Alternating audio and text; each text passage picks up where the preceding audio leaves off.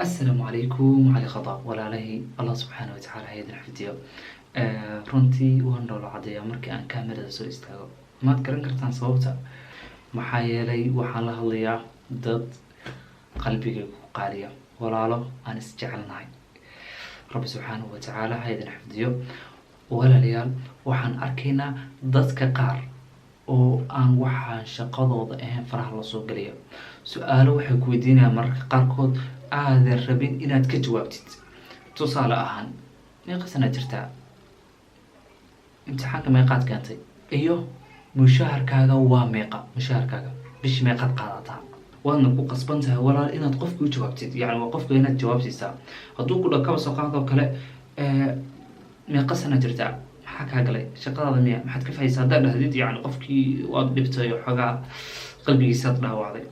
Marka sidee baad uga jawaabi kartaa adigoonan jawaab sax aan bixin? Yani sidee baad qofkiina qalbigiisa ku ilaalin kartaa su-aashiina aada uga jawaabin?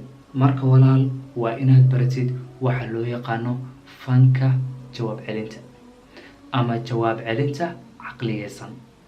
Yani su-aashiina kama jawaabaysid, qofkiina qalbigiisa ma dhaawacaysid. Hadda ka hor nin indhoola ayaa waxa uu guursaday haweeney. haweeneyda uu guursaday ayaa waxay ku tiri, haddii aad arki lahayd quruxdayda iyo caddaantayda iyo suuradayda wanaagsani waad la cajabi lahayd. wuxuu ku dhahay, haddii ay jiraan waxa aad sheegaysid oo aad ku sifaysan tahay, kuwa aragga leh igama ay kaa tageen. yacni kuwa indhaha leh ayaa mar hore ku dafi lahaaye aniga xaaskaygamaada noqoteen. taasi jawaab caqliyeysan ma aha, oo yani waaba weerar afeed weeyo, gabadha qalbigeeda ayaad badhaawacaysaaba. jawaabaha caqliyeysan waxaa ka mid a walaalayaal, markii Cabaas radiallahu canhu la weydiiyey su-aal. Cabaas waxaa weeye nabiga sala allahu calayhi wasalam adeerkiis. marka su-aal baa la weydiiyey, waxaa lagu dhahay adiga iyo nebiga yaa weyn? waxau dhahay, isaga ayaa iga weyn, anigaana ka hor dhashay. yani taas waa jawaab caqliyeysan. isaga iga weyn, aniguna ka hor dhashay. sidoo kale maalin maalmaha ka mid a nabi sal ly slam nin baa su-aal weydiiyey. wuxuu ku dhahay, waa goorma saacadda aakhiro goorma la gaaraya? nabi sal ly slam wuxuu ku dhahay, maxaad u diyaarsatay? ninka wuxuu dhahay, waxba waxaan jeclahay allah iyo rasuulkiisa. nabi sal ly slam wuxuu ugu jawaabay, adigu waxaad ahaanaysaa la jirka qofka aad jeceshahay. qofka aad jeceshahay ayaad la jiraysaa. walaal, waxaa jirta 3 qaab oo aad kaga fakan kartid su-aasha aad rabtid inaadan ka jawaabin. 3 qaab ayaa jirta, 3 wado oo aad kaga fakan kartid. midda koobaad, yani waa inaad kaga jawaabtid waxaan quseynba waa inaad kaga jawaabtid. tusaale ahaan, waxaa lagu dhahay imtixaankii meeqaad keentay?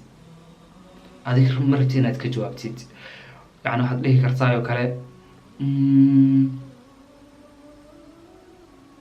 yahow qofkii wax soo diyaariyey imtixaanku u fududaa, ardaygii laakiin aan waxba soo diyaarin wuu ku adkaa. yani su-aashii la weydiiyey meelaan ahayn ayaad aadaysaa.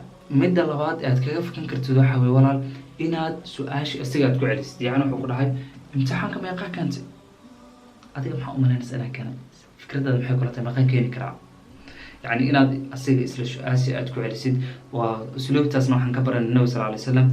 ninka marka uu weydiiyey goormay aakhiro la gaaraya, saacadda goormay dhacaysaa, kadibna sal ly slam wuxuu ku dhahay, maxaad u diyaarsatay? marka yani asigaad ku celinaysaa. midda saddexaad waxaa weye inaad si kaftan uga jawaabtid. yani su-aal baa lagu weydiiyey, inaad si kaftan uga jawaabtid. mar qof ayaa wuxuu ku weydiiyey, meeqa sana ayaa jirtaa? wallahi yaanyuurta xaafadda waa ka weynahay. si kaftan uga jawaabta, yaanyuurta xaafadda waan ka weynahay wallahi baad leedahay. yani waa mid adag, laakiin waxaa isku dayaysaa inaad yani si kaftan oo aad qofkii dhaafisid yani su-aasha. laakiin waxaa jirta dad si kastaad uga jawaabto, ama kaftan ha ahaato, ama mujaamalo adoo u qurxinaya ha ahaato, ama adoo isdhaafinaya ha ahaato, yani si kastaad uga jawaabtid oo yani aad isku dhaafisid, isla su-aasha buu soo celinaya, meeqa weyn mushaharkaaga? waxaad ku dhahaysaa markaasoo kale si caadi uga jawaabaysaa, saaxib kor uga baxaad leedahay. ama waxaad dhahaysaa, niyahow taasi shaqadaada ma ahan oo laguma dirsan. meeqa sanaa jirtaayoo kale ku dhahay, maxaad ka faa'iidaysaa hadda? yani waa maxay faa'iida kugu jirta hadda haddaba kuu sheega da-dayda?